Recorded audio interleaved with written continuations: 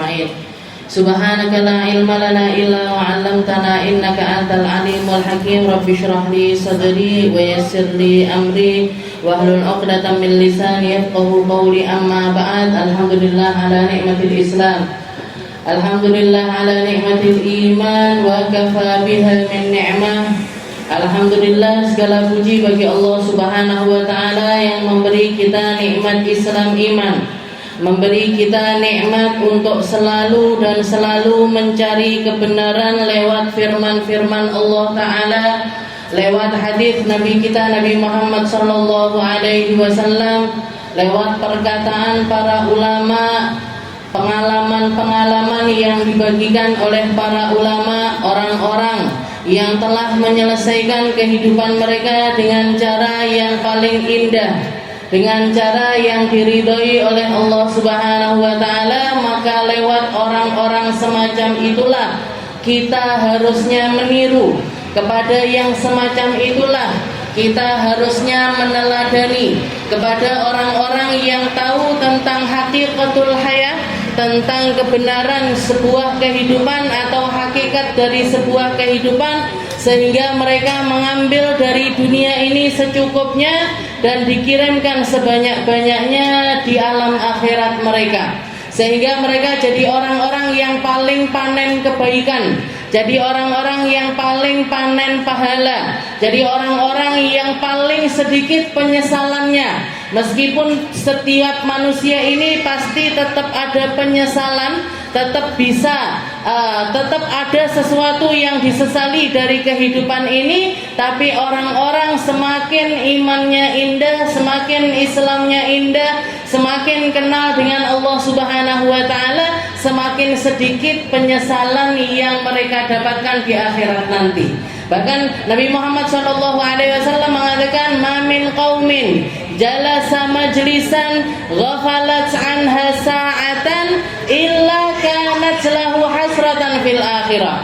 Katanya Nabi Muhammad SAW, beliau mengatakan, tidaklah sebuah kaum itu pernah duduk, tidaklah salah satu di antara kita ini pernah melewatkan sesaat dari waktu kita di dalam kelalaian, maka waktu tersebut akan mendatangkan penyesalan di akhirat nanti. Para ahli jannah wahum yatana'amuna fil jannah, orang-orang yang sudah masuk syurga, sudah menikmati kenikmatan syurga, sudah memandang kepada indahnya syurga, tapi mereka tetap memiliki penyesalan. Apa yang mereka sesalkan? Yang mereka sesalkan adalah waktu-waktu kosong yang tidak mereka gunakan untuk ingat kepada Allah Subhanahu wa ta'ala. Ya Allah, seandainya bengongku itu tak pakai sholawatan, seandainya ngelamunku tak pakai zikiran, seandainya ngowohku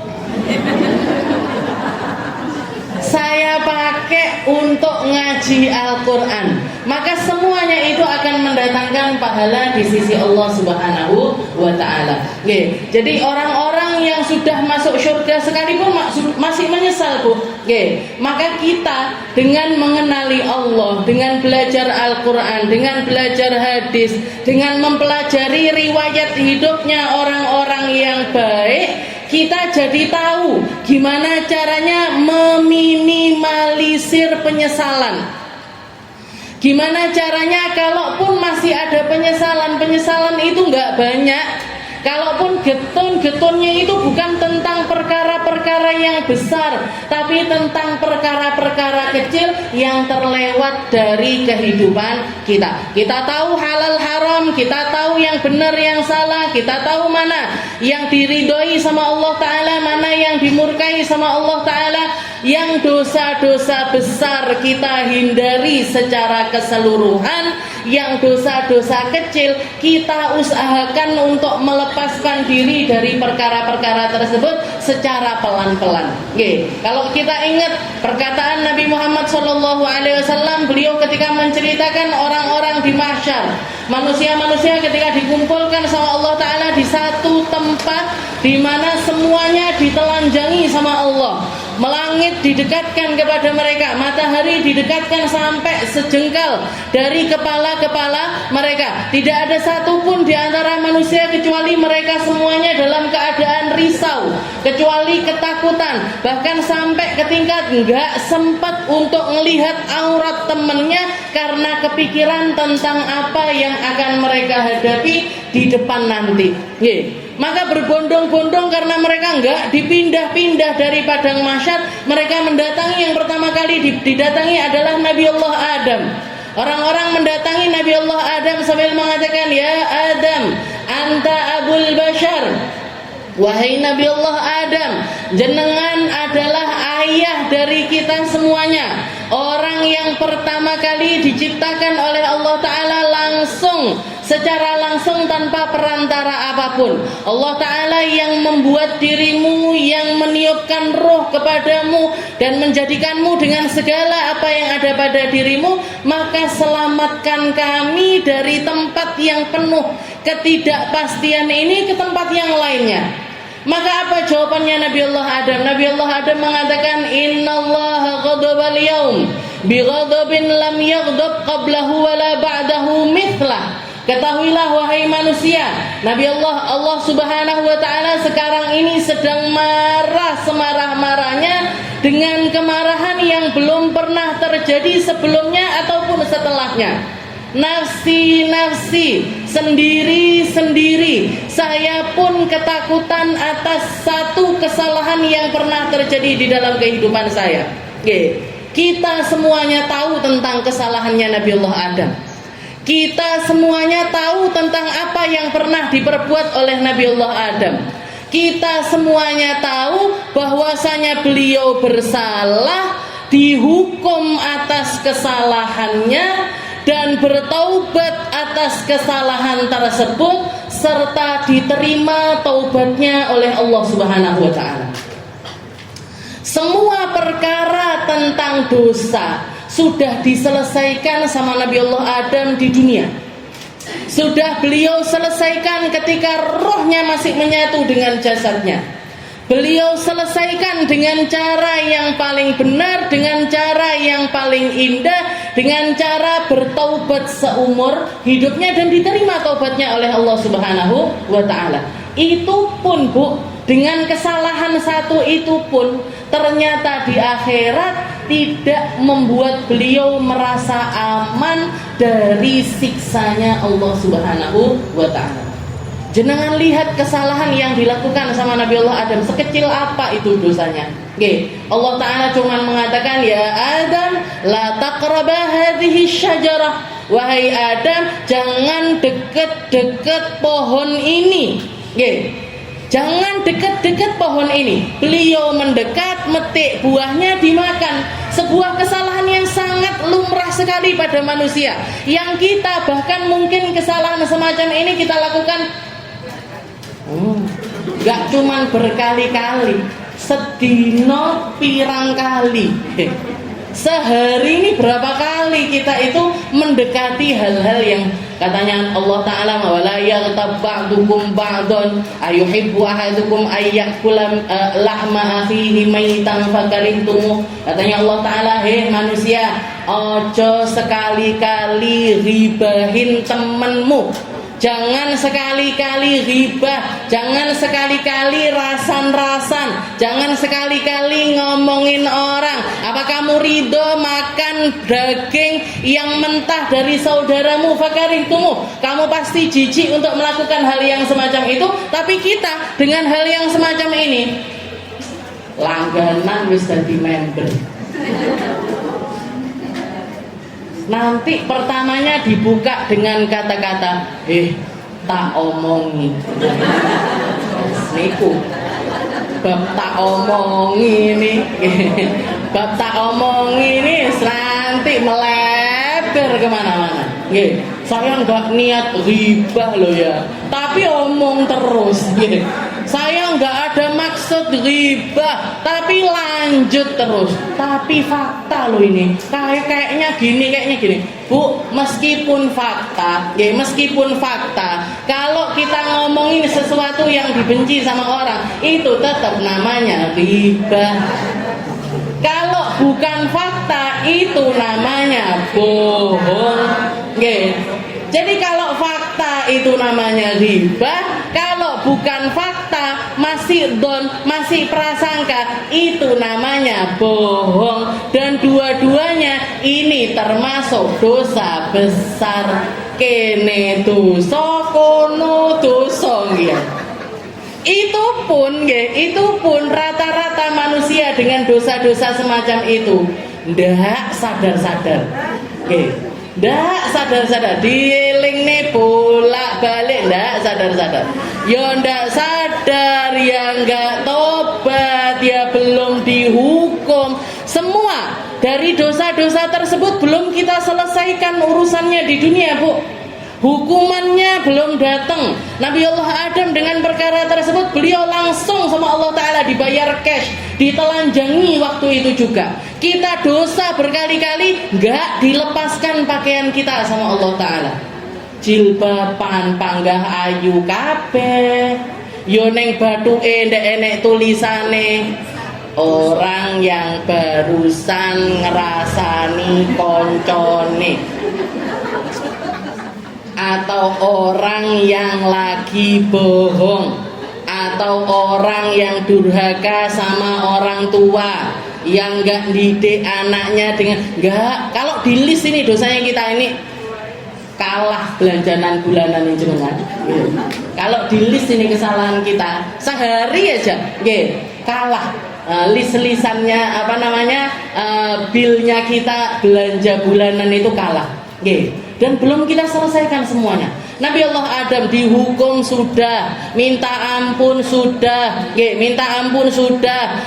taubat sudah, diampuni dan diterima taubatnya sama Allah Ta'ala juga sudah. Itu pun masih ketakutan dengan cara yang semacam itu.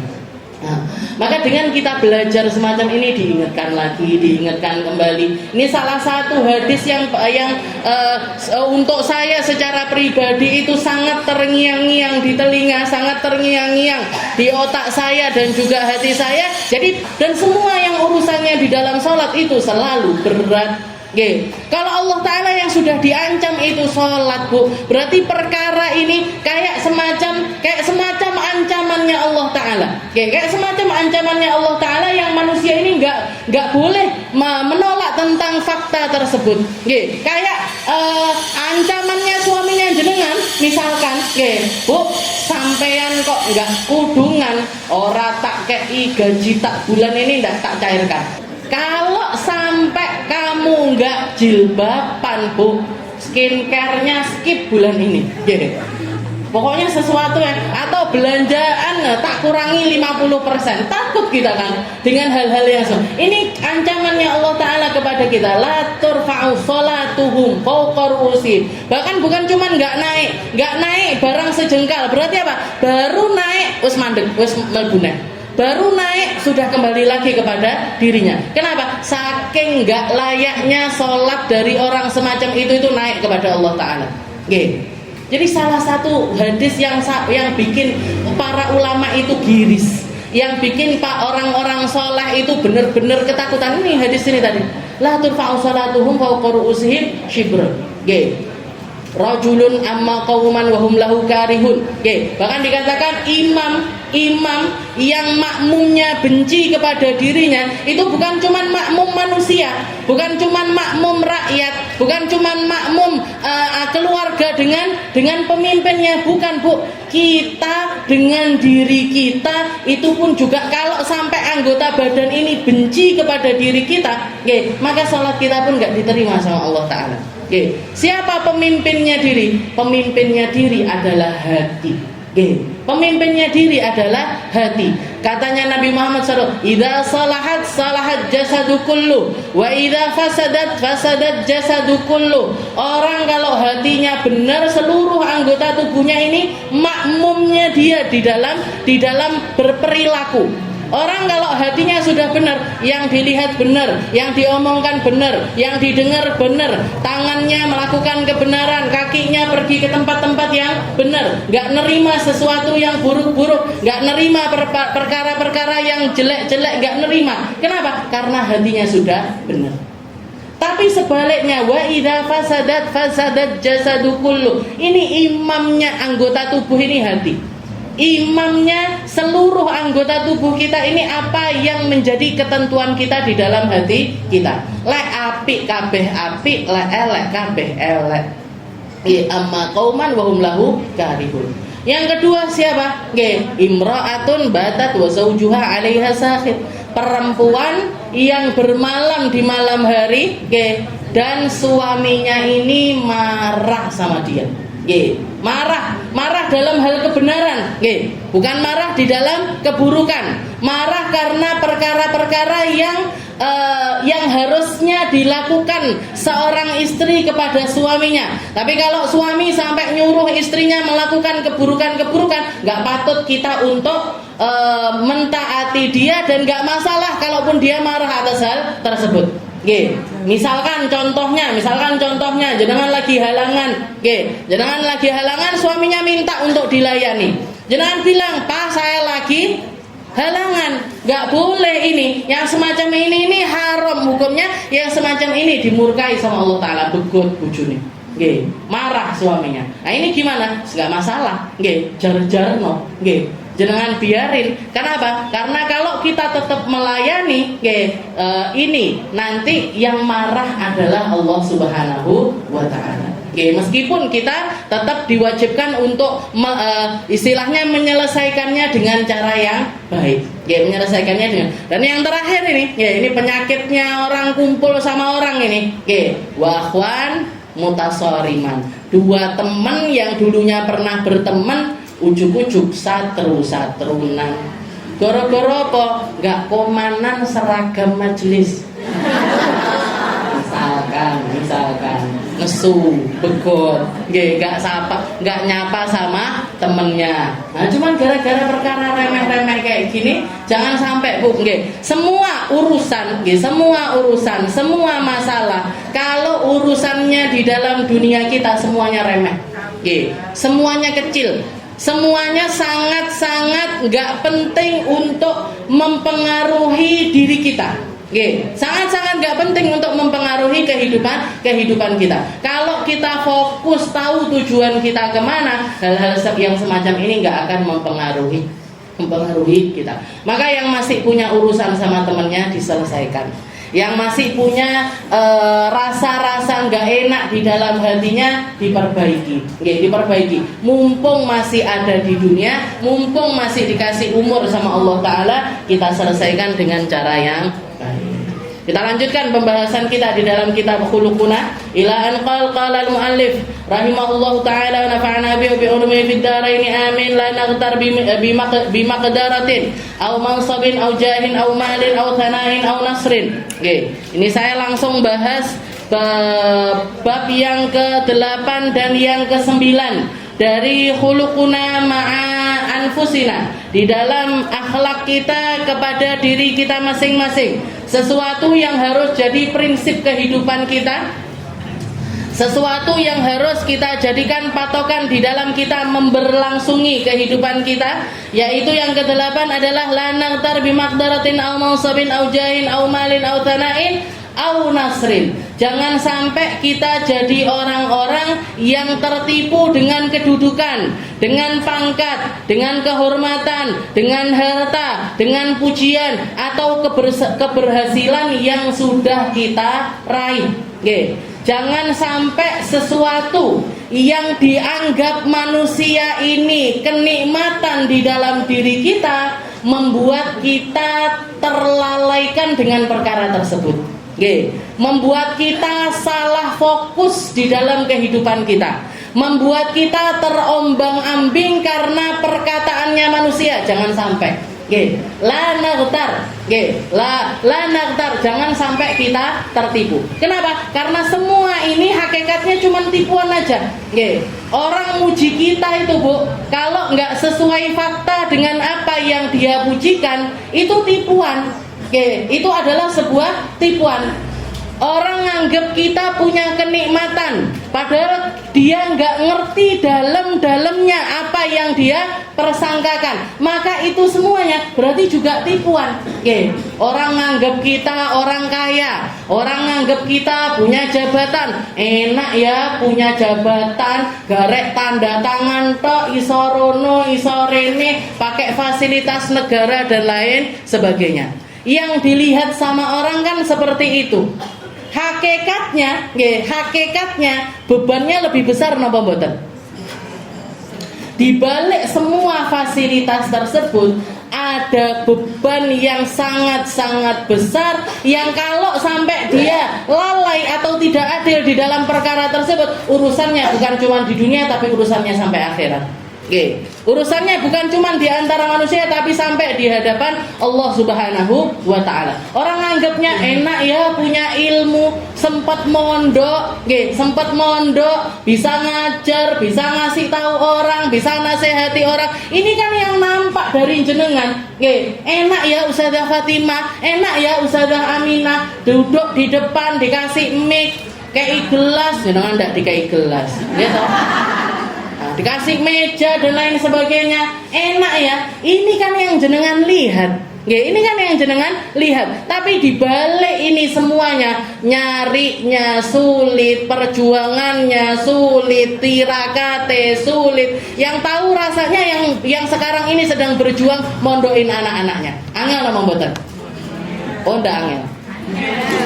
Nah, anak-anaknya mondok ini loh, tahu persis seperti apa perjuangannya, walaupun nggak ikut mondok, biayai, bolak-balik, mikir jauh, kangen, rindu ini itu dan lain sebagainya, itu semuanya dihempaskan karena nyari sesuatu yang sangat besar, yaitu ilmunya Allah Subhanahu wa taala. Nyarinya sulit, nyampaikannya sulit, Bu. Jenengan ngelihatnya sekarang saya ngomong ini lancar. Jenengan kalau tahu yang bergejolak di dalam hati, jagain rasa, jagain perasaan, biar nggak sombong, biar nggak angkuh, biar nggak merasa lebih dari orang lain, biar nggak merasa pantas dapat kehormatan ini itu dan lain sebagainya. Ini lagi perang ini di dalam hati.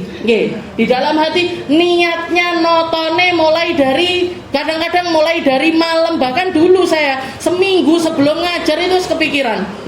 Seminggu Ustazah Fatimah masih ngerasain kayak gitu.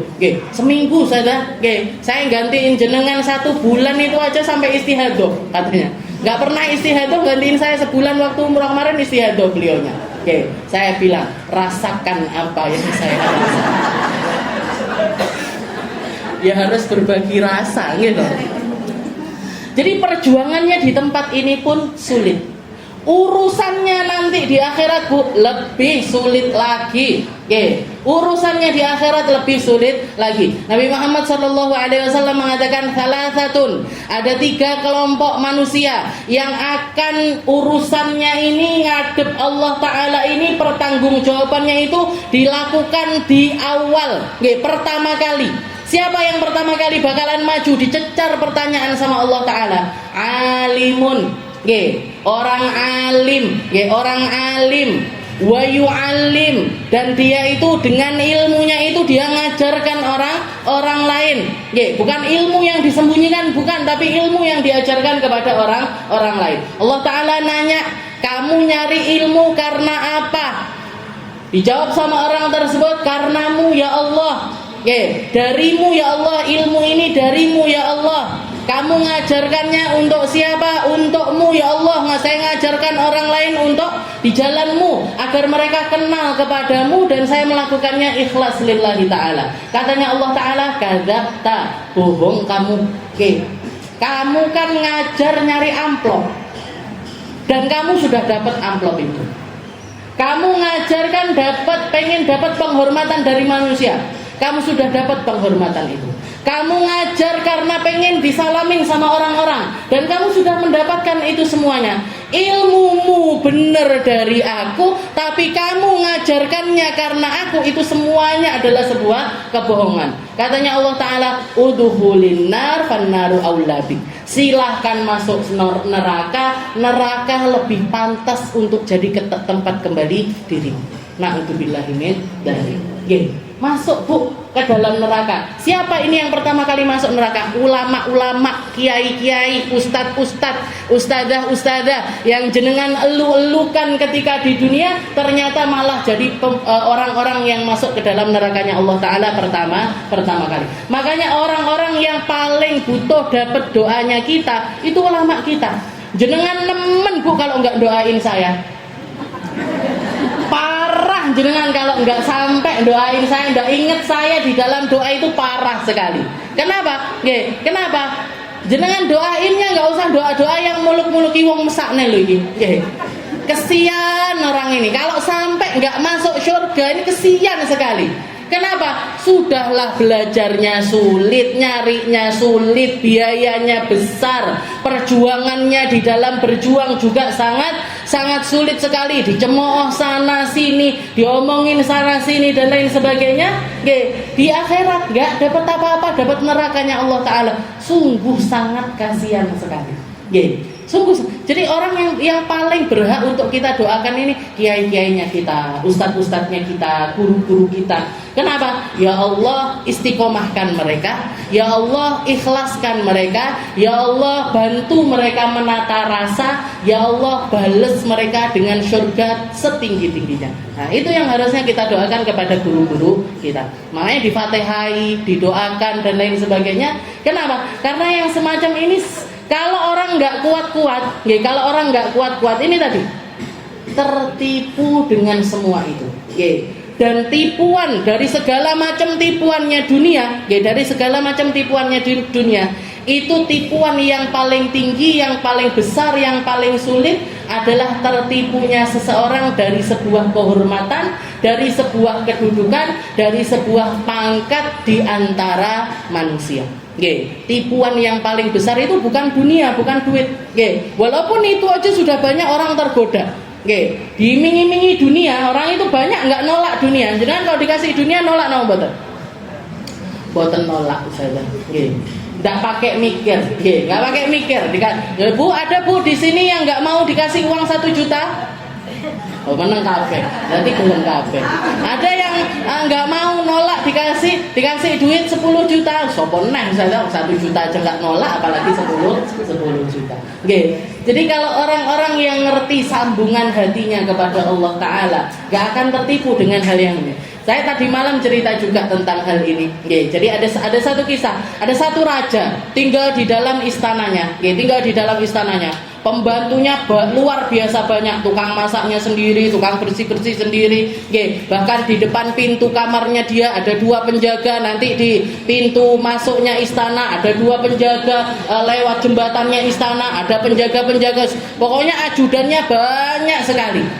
Ada ajudannya banyak sekali. Makanan mewah tersedia, istri cantik ada, anak-anak yang lucu-lucu, sehat-sehat ada semuanya.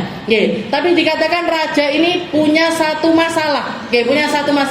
Apa itu? Setiap malam mau tidur itu gelebeg-gelebeg, nggak bisa tidur. Atau yang kita sebut sekarang insomnia.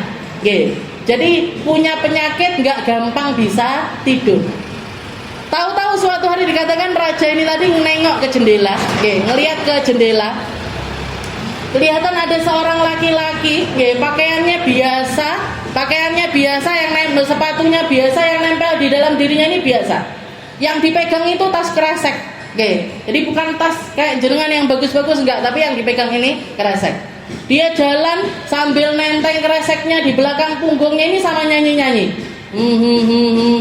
Ngaten-ngaten, nyanyi-nyanyi dia. Setelah itu duduk di bawah pohon, dibuka itu kreseknya, ada isi 1 botol air sama 1 potong roti. Diparuh rotinya, dimakan yang separuhnya lagi disimpan di dalam kis. Habis makan, minum, nyanyi-nyanyi lagi dia. Nyanyi sampai akhirnya ketiduran di bawah pohon. Katanya si raja ini, iki wong iki manterane opo iki? Kok sesimpel itu dia bisa tidur? Kok semacam itu dia bisa tidur tanpa kasur, tanpa selimut, tanpa atap? Atapnya itu langit langsung di bawah pohon.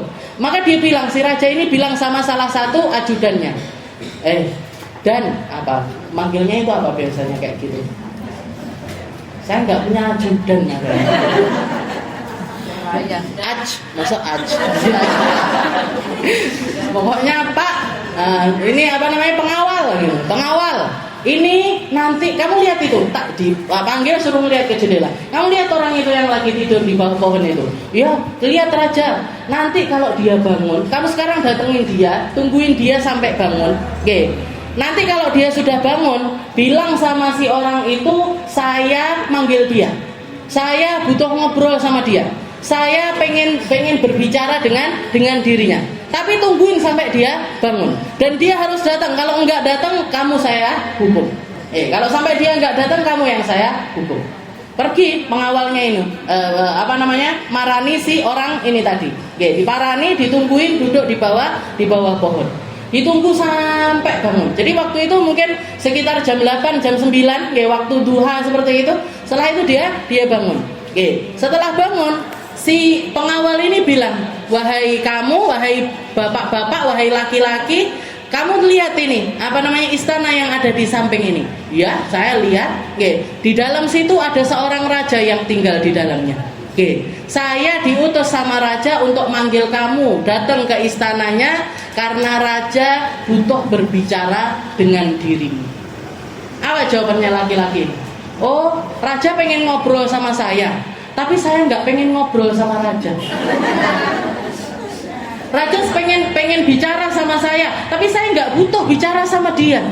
Dia pengen ketemu saya, tapi saya nggak pengen ketemu sama raja. Jangan pengen. Saya nggak pengen ketemu sama raja, nggak pengen ngobrol sama dia, nggak pengen omong-omongan sama dia.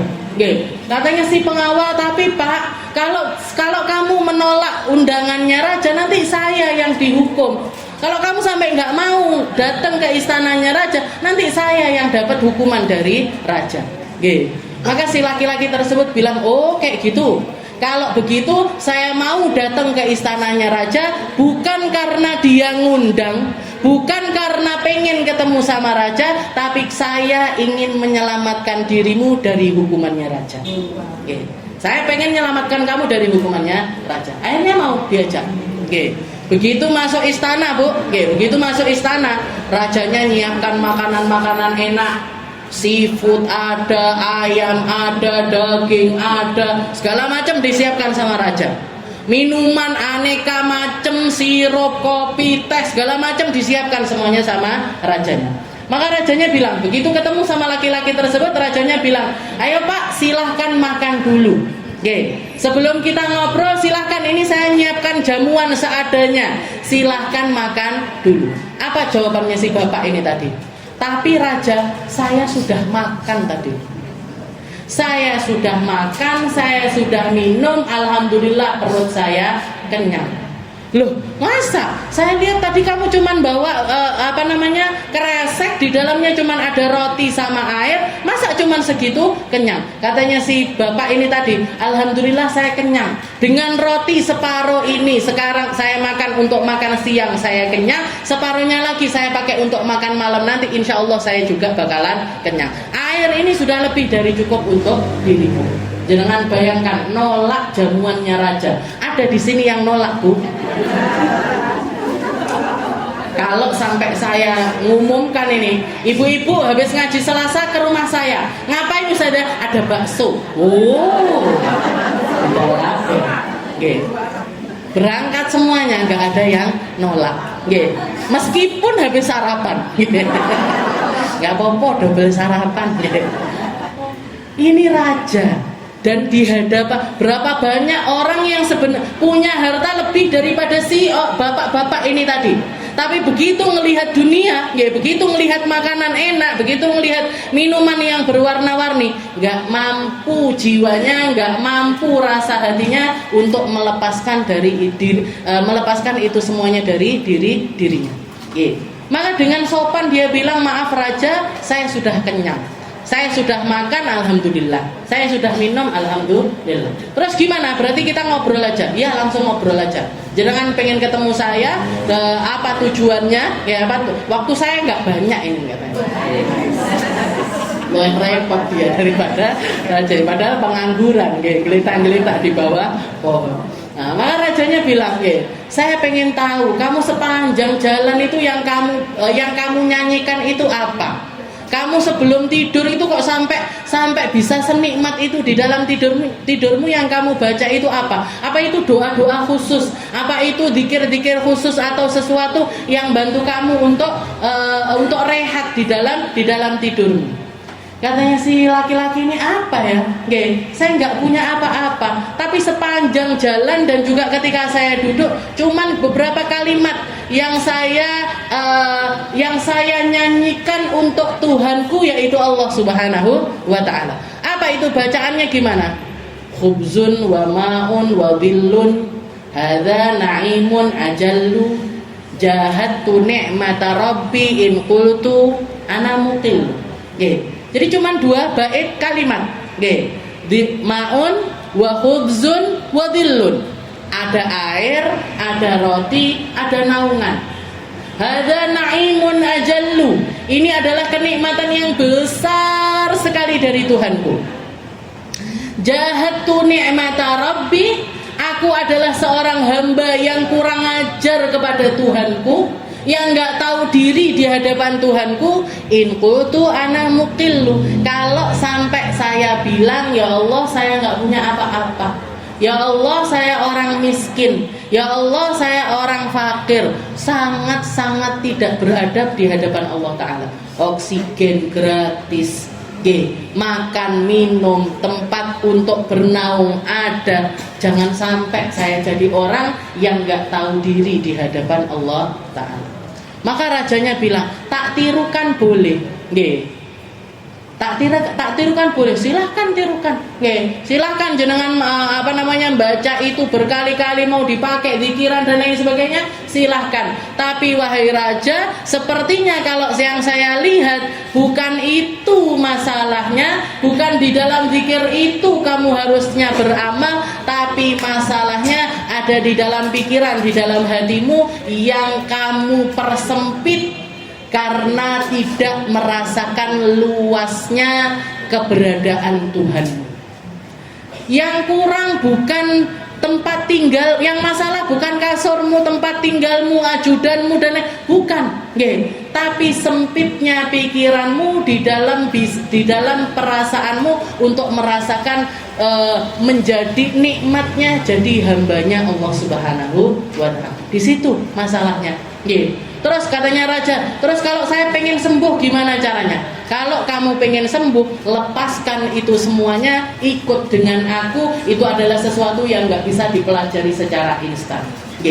Maka dikatakan malam itu juga rajanya diam-diam keluar dari istana tersebut, janjian sama si bapak-bapak ini, di perbatasan kota, ditinggalkan semuanya, istananya, anaknya, semuanya, dunianya dia tinggalkan karena dia serius nyari Allah Ta'ala, serius nyari sesuatu yang ketenangan yang hakiki di dalam hatinya. Ditinggalkan semuanya, berangkat menuju Allah Subhanahu wa Ta'ala, dibimbing sama bapak ini tadi, sama laki-laki ini tadi. Selesai, Bu. Jadi orang kalau tahu tujuan pastinya kemana, la nagur, kita nggak akan tertipu dengan apapun itu. Mau itu pangkat, mau itu pujiannya manusia, ataupun itu adalah cacian-cacian dari manusia, itu semuanya tidak akan merubah keadaan hati kita di sisi Allah Subhanahu wa Ta'ala. Jadi salah satu prinsip yang diajarkan sama Habib Umar, kita jangan tertipu dengan kedudukan manusia, dengan kedudukan, dengan pangkat, dengan kehormatan, harta, pujian atau keberhasilan yang sudah kita raih.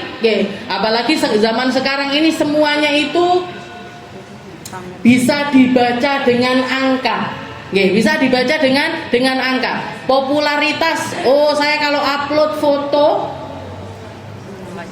nanti keluar angkanya. Yang lihat sekian ribu orang, sekian juta orang, like, subscribe, gini sama gini, ada semuanya. Kalau jempolnya orang banyak, foto saya yang like banyak, senang.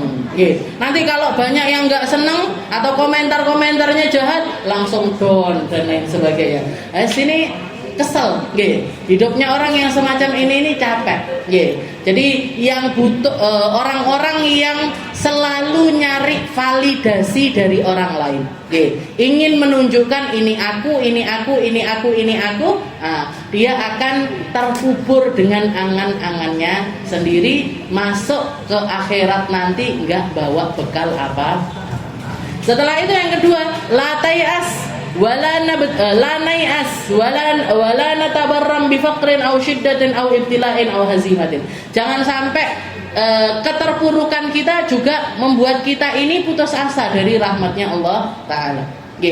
Bahkan para ulama mengatakan zadani syarafan, cukup kafali syarafan, cukup bagiku itu saya mendapatkan sebuah kemuliaan atau kebanggaan di dalam diri saya, tahta qauli rabbina, ketika saya masuk atau ada di bawah naungan perkataan Allah Ta'ala, qul ya ibadi. Katakan wahai hambaku, katakan wahai Muhammad, wahai hamba-hambaku, wa kulluna ibadullah. Dan kita ini semuanya adalah hamba Allah. Hambanya Allah Ta'ala itu enggak bakalan putus asa.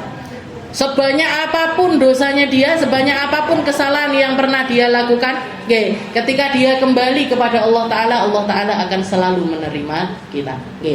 Bahkan qul ya ibadiyalladzina asrafu ala anfusihim la taqnatu mir rahmatillah innallaha yaghfirud dzunuba jami'an.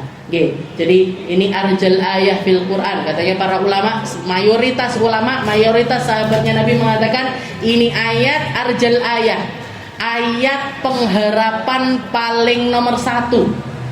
Jadi kalau jenengan butuh hiburan, butuh rasa tenang di dalam hatinya, jenengan engen-engen ini ayat. Dia ngenangan ayat ini.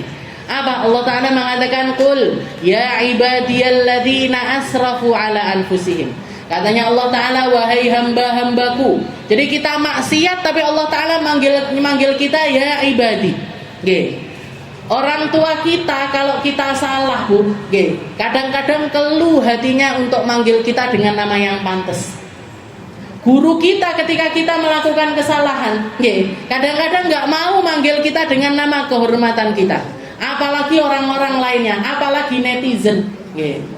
Netizen itu kalau salah dikit aja langsung dicap. Oh, itu yang sukanya ngelirik laki-lakinya orang misalkan.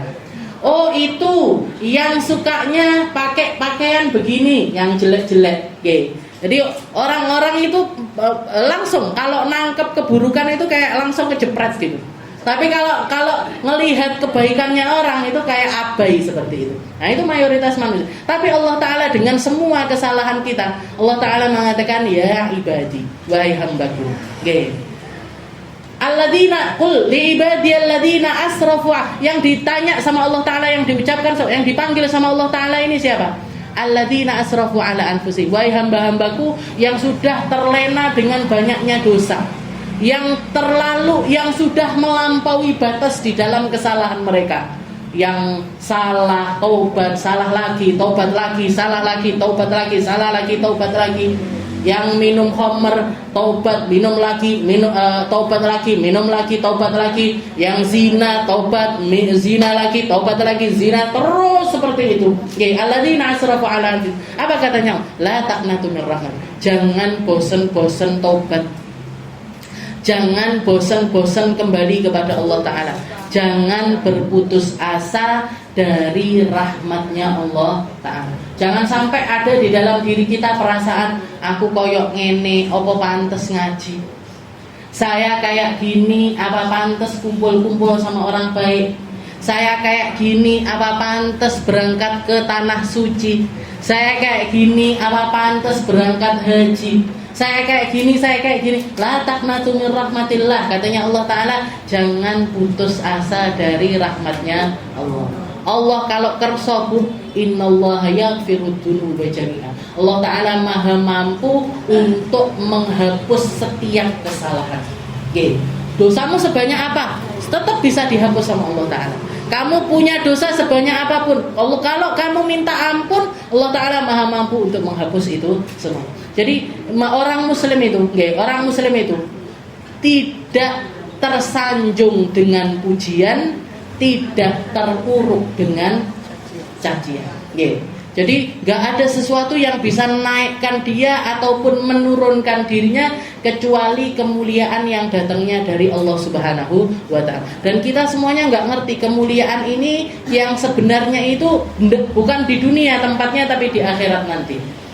Kalau orang yang masuk surga sudah masuk surga, yang masuk neraka sudah masuk neraka, disitulah kita baru tahu persis. Ini orang-orang yang dapat kemuliaan dari Allah, ini orang-orang yang dihinakan oleh Allah Ta'ala. Mungkin kita semuanya dimuliakan sama Allah Ta'ala, diampuni semua dosa kita, diajarkan kita untuk jadi orang-orang yang selalu semakin baik dan semakin baik, semakin ngerti dan semakin ngerti, lebih paham makna dari kehidupan kita adalah jembatan menuju akhiratnya Allah Ta'ala. Dijadikan kita hamba-hamba yang taat, jadikan kita hamba-hamba yang syukur, jadikan kita hamba-hamba yang sabar, jadikan kita hamba-hamba yang selalu berusaha untuk mencari kebaikan di setiap kesempatan kita.